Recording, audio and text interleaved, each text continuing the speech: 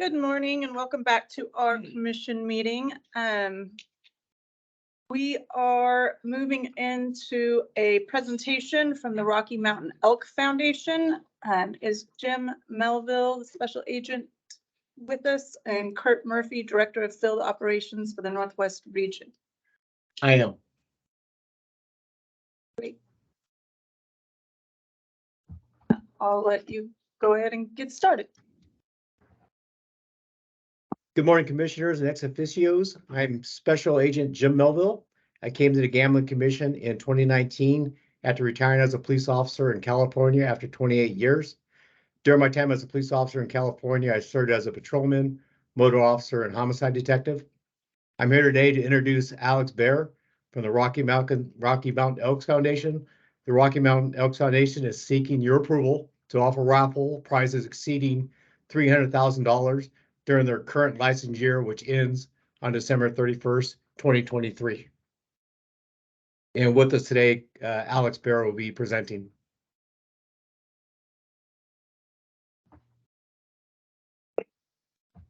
Great, thank you.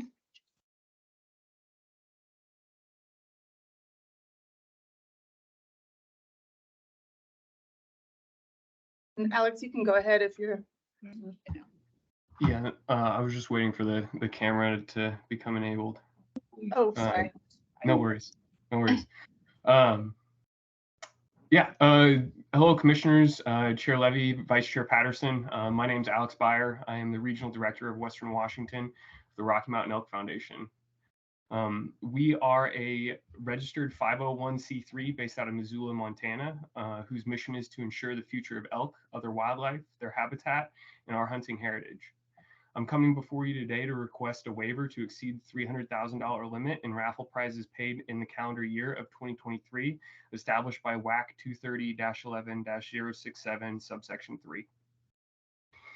The Elk Foundation has a long and storied history in Washington state. It is one of the original elk states to support the mission. 6 of our 23 Washington chapters have a chapter number of less than 50, and our first ever national convention was held in Spokane back in 1985. The total value of our efforts in Washington exceeded $132.5 million at the end of 2022. This value represents 755 completed projects, 509,000 acres of habitat being conserved or enhanced, and improved access to over 130,000 acres of public lands. Perhaps what the Elk Foundation is most well known for is the active role we take in ensuring publicly held and accessible wild lands and wild places exist for the generations to come. We do this through land acquisitions, which we then convey to WDFW and occasionally the U.S. Forest Service for management. The most recent examples of this are the completion of Phase 3 of the Cowiche project in South Central Washington, along with the Tucannon property project in Southeast Washington. These two projects alone represent approximately 4,500 acres conserved in the last 5 years, all of which was conveyed to WDFW for long-term public ownership and management. As a science-led organization, we have also supported groundbreaking research being done at Washington State University by contributing just over $100,000 to create the facility utilized by Dr. Margaret Wild and her team. Her lab is conducting research surrounding elk hoof disease, which has become increasingly prevalent in Washington, Oregon, and Idaho's elk herds. In addition to this monetary gift, we have provided continued support by co-hosting the Treponema Associated Hoof Disease Scientific Working Group meeting at our Missoula headquarters, bringing together state biologists and representatives from tribes and universities from 8 states to share research, management tools, and resources annually. More recently, the RMEF state leadership team, composed of Washington volunteers and residents, had a record of $519,000 at their disposal for the fulfillment of RMEF's mission and the betterment of Washington lands and wildlife in 2023. I'm happy to inform you that of the over $500,000 coming back to Washington, only $21,000 remains unallocated after the kickoff of our granting season during the last week of March.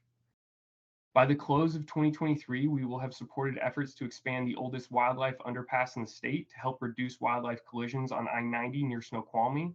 partnered with the Swinomish tribe to conduct a research project looking into the movement and habitat selection of elk within the Skagit Valley, provided funds for noxious weed treatments in the Blue Mountains and on the Mount St. Helens mudflow, and supported WDFW-led forest management activities such as pre-commercial thinning, prescribed burns around the state in aiding in wildlife mitigation while enhancing the habitat for elk and other wildlife.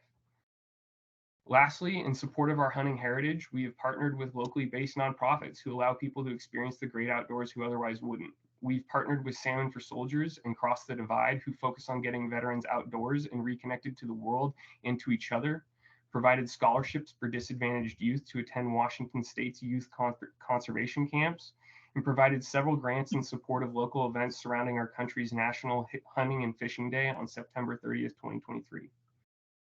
We've only been able to accomplish such impactful, large-scale work in Washington because of the dedicated support of our Washington volunteers and members who support the mission through our primary method of fundraising, our big game banquets.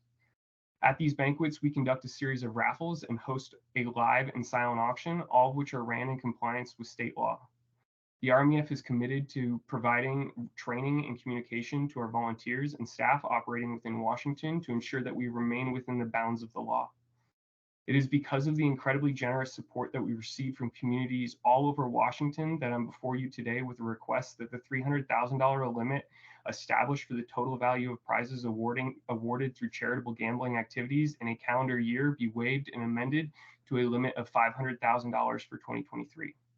Due to the economy-wide rise in costs and fair market values, RMEF expects gross gambling receipts of approximately $850,000, with estimated expenses of $400,000, resulting in an estimated net income of $450,000 for 2023. We believe that the support we receive from Washingtonians, the support that we show to the state through our charitable activities, and a history of previously granted waivers, even as recently as 2019, gives this commission cause to grant our waiver request for 2023. I thank you for your time and consideration and would be happy to field any questions you may have. Great, thank you. Does any commissioners have any questions? I just have a question out of curiosity. It's not actually related to your request. You mentioned the things that you spend money on. I was wondering what percentage of those funds are actually spent on lobbying? We don't spend. We have provided $5,000 for a lobbyist representing the Sportsman's Caucus or Sportsman's Coalition, and that, to my knowledge, is the only money that we have contributed to lobbying in Washington State. In Washington State, okay. Just curious. It has no bearing on what you're requesting here. Thank you. Any other questions?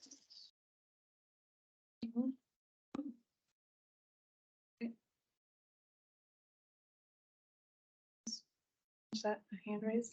Yep. Okay. Is there any public comment?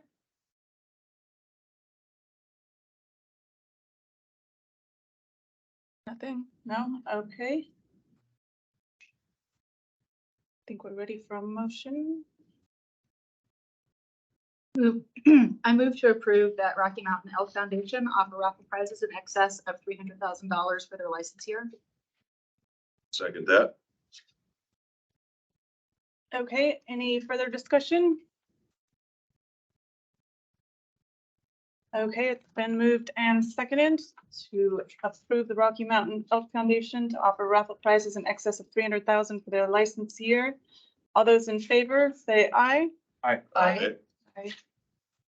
All right, the motion passes. There's three.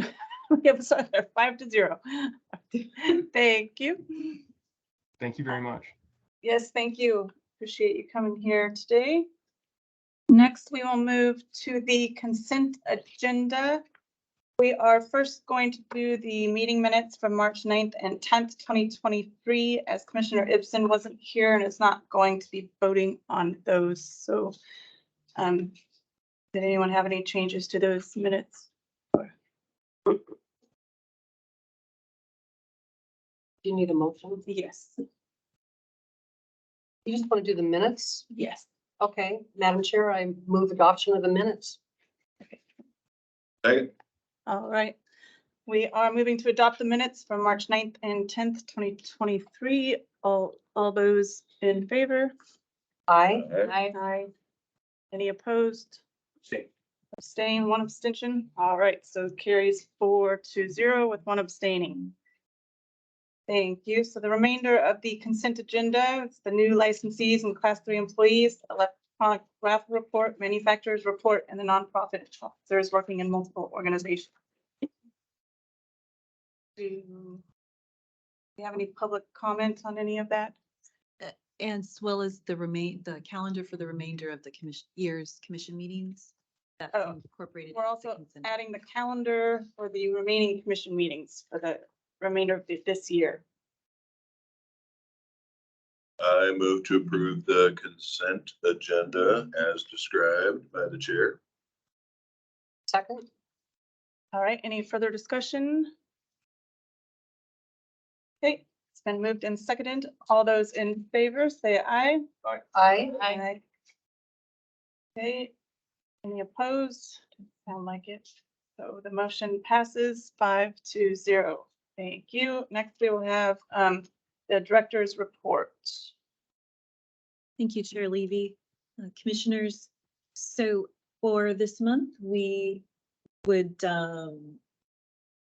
think we have something for to share in regards to next month's agenda item, which would be to have a presentation on the first 50 years of gambling in the state of Washington. We'll start that at 3 o'clock on Thursday.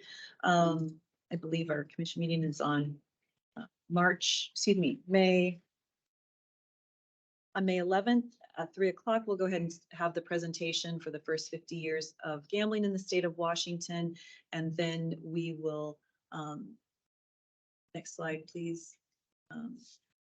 This will just give us an opportunity to look back at since the commission was formed in 1973, and then we'll go ahead and have our invites out, and then just be able to have time after the commission meeting to revisit with anybody who would like to participate in just reflecting back on the last 50 years. So that will be at the Hampton Inn. And then if we do have a second day, it will be at the Gambling Commission headquarters in the Lacey office. So in your packet this month, we have an update on the self-exclusion program. A memorandum from Tony Hughes was provided in regards to what is anticipated for training with each of the house bank card rooms over the next month or so. He'll be visiting with them individually, going over the materials, because it's been a year on May 1st since the program has been launched. There will be actually a presentation going over the metrics for the last year at the July commission meeting. And so Tony Hughes, our special agent supervisor, will be having more details about his visits with the commission, with the house bank card rooms. But specifically, his visits will focus on some of the items that were addressed, that you addressed at the last commission meeting regarding providing application materials in languages other than English. We do offer the forms, application forms. They are available in 12 different languages. And so we just really want to make sure that the house bank card rooms have access to that, as well as remind them that the rack material, the resource materials to hand out with the information once a participant registers for the program is also available in multiple languages. Also in your packet is the results from the 2022 employee survey. This is a state employee survey that is given each year. The Gambling Commission participated in this survey, and our results are in the packet, as well as a summary of the greater state's results. For any positive responses, so as a 5-point scale, any positive responses are considered to be a 4 or 5. The Gambling Commission scored at the same, if not higher, on all questions except for I find meaning in my work. Commission staff responded with a 77% positive response rate. Overall state's response rate was 79%. So next week, agency leaders will be taking a look at the questions that were asked and the responses and focusing on any areas that we would like to address moving forward, seeking to improve our engagement with staff. Also point out that this year, the survey included 4 pro-equity and anti-racism questions to understand the culture within the agencies. And then lastly, we have the Tulalip tribe at the end of March went live with their mobile sports wagering application and making it the 3rd tribe in the state to offer mobile sports wagering. And with that, unless there are any questions for me. Thank you. Thank you, Director Griffin. Okay, next we are moving into executive session to discuss current and potential agency litigation with legal counsel, including tribal negotiation. So we will be back at 1:15. 1:15.